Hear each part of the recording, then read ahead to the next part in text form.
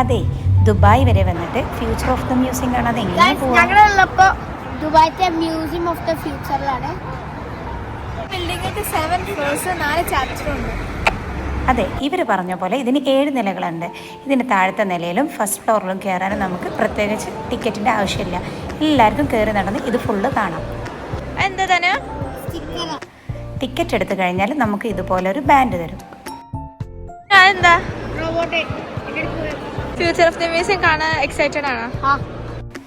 Weekends അല്ലാത്തതുകൊണ്ട് വലിയ തിരക്കൊന്നും ഉണ്ടായില്ല.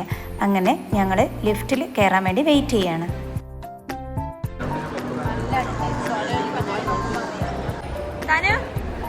റെഡി അല്ലേ? ഞാനിത് ഭയങ്കര ഫ്യൂച്ചറിസ്റ്റിക് ലുക്ക് ഉണ്ടല്ലേ?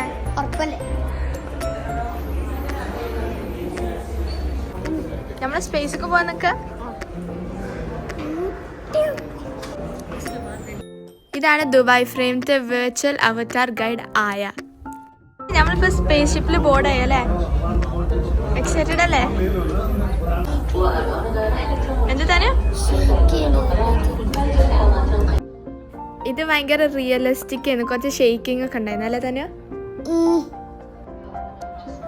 അപ്പൊ നമ്മൾ ചാപ്റ്റർ 1 ഓസ് ഹോപ്പിലേക്ക് കയറി. നമ്മൾ ഓസ് ഹോപ്പിലെത്തിയ നമ്മൾ സ്പേസ് സെന്ററിൽ എത്തിയ ഫീലിംഗ് ആണ്. നമ്മളിപ്പോൾ ഉള്ള ഫസ്റ്റ് ചാപ്റ്റർ ഓസ് ഹോപ്പിലാണ്. അപ്പം നമ്മളിപ്പോൾ അതിൻ്റെ ഉള്ളിൽ സ്പേസ് ഷിപ്പിൻ്റെ ഉള്ളിലാണ്.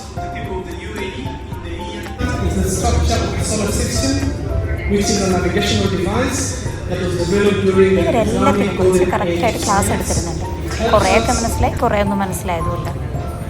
എൻ്റെ കാര്യമായിട്ടാ പറഞ്ഞത്. മക്കളെന്നെ ഈ എന്നാ പയനീർ ആയത്?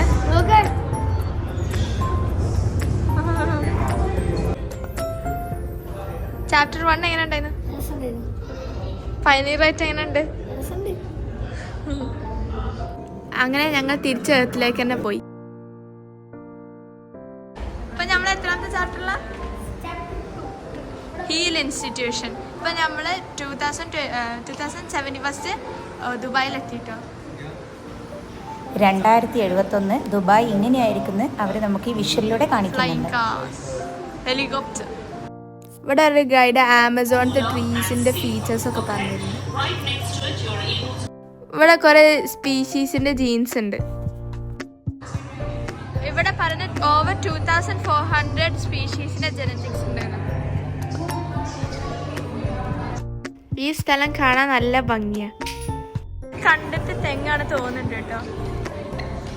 ഇവിടെ പല പല ചെടീന്റെ DNA ഉണ്ട്. എന്താണ്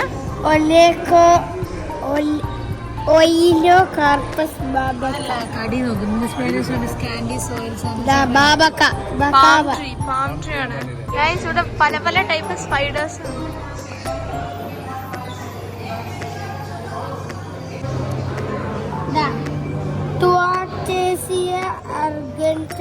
നമ്മുടെ ആശാൻ ഇങ്ങനെ എന്തെങ്കിലും കിട്ടിയാൽ നേരം പോവാൻ പിന്നെ ഒരു വഴിയും ഉണ്ടാവില്ല. ഇതെല്ലാം ശരിക്കും ഒന്ന് കാണണം. വളരെ അത്ഭുതപ്പെടുത്തുന്നതാണല്ല.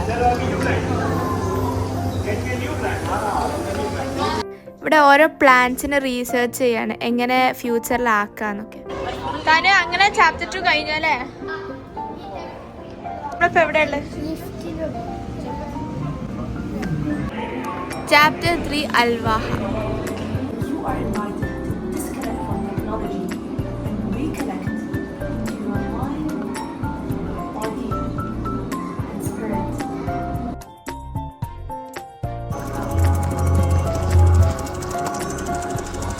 ചാപ്റ്റർ 3 മെഡിറ്റേഷൻ ഒക്കെയാണ്. മമ്മ നിങ്ങൾ എന്തിനാ ഈ വലിയ പാത്രത്തിന് മുന്നിൽ നിൽക്കണേ?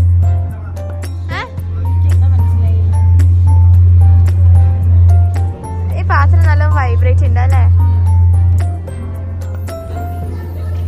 ഈ സ്ഥലത്ത് കിടക്കണല്ലേ തരാം. സുഖണ്ടോ? താനോ എനിക്ക് ഈ കാർ എന്താ അറിയോ? ഈ ബൈക്കിന്റെ പ്രത്യേകത എന്താ? എനിക്ക് എങ്ങനത്തെ ബൈക്ക് ഇഷ്ടം? ഈ ഓടിക്കത്? ഇത് റോബോ ഒരു ടാക്സി. ആ ഡോർ രണ്ടും ഞാൻ തുറക്കും. അതിനുള്ളിൽ കയറി ഒരു ഡെസ്റ്റിനേഷൻ ചൂസ് ചെയ്താണെങ്കിൽ നമ്മളൊന്നും കൊണ്ടു. അപ്പൊ ഇതൊക്കെ ഡ്രൈവർ വേണ്ട? Driverless taxi. ഓ ഗ്രാവിറ്റിയിലെ ട്രാക്ക്. ഗ്രാവിറ്റിയോ? ഗ്രാവിറ്റിയാണ് കമ്പനി ഉണ്ടാക്കിയതാണ്. ഓ പറക്കും. ഫൈബർ ഡോഗ് അതാ. Bionic car. സ്പൈഡർ. ഇതെന്തിനാണ് ഈ spider? Spy camera. Spy bird. എവിടെ നിന്നാണാവോ ആശാൻ ഈ വിവരങ്ങളൊക്കെ? ന്യൂ ജനറേഷൻ പിള്ളേരല്ലേ. ഇവിടെ ഒരു റോബോട്ട് ഉണ്ട്. നമ്മൾ ചോദിക്കുന്ന ക്വസ്റ്റ്യനൊക്കെ ആൻസർ ചെയ്യും. ഗൈസ്, ഇനി നമ്മൾ പോകുന്നത് വോയിഡ്ക്കാണ്. ഇതാണ് ഇവിടുത്തെ വ്യൂയിങ്.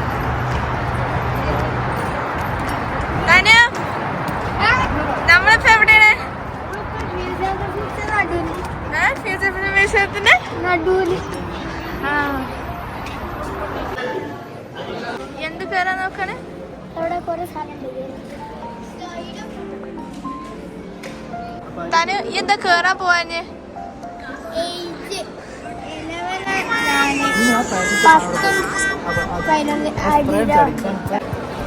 ഇതാണ് പെറ്റ് റോബോട്ട്. ഇതാണ് പറക്കുന്ന റോബോട്ട്. ഇതൊക്കെ നമുക്ക് ഫ്രീ ആയിട്ട് തന്നെ കാണാം, ടിക്കറ്റ് എടുക്കാതെ. ഇത് മാത്രമല്ല കേട്ടോ, ചായ ഉണ്ടാക്കുന്ന റോബോട്ടും ഫോട്ടോ എടുക്കുന്ന റോബോട്ടും ഒക്കെ കാണാം. എന്തൊരു ഭംഗിയിലാണ് ഇതൊക്കെ നിർമ്മിച്ചിട്ടുള്ളത്. അങ്ങനെ എല്ലാം കണ്ടു കഴിഞ്ഞ് ഞങ്ങൾ പുറത്തിറങ്ങി കുറച്ച് ഫോട്ടോസൊക്കെ എടുത്തു.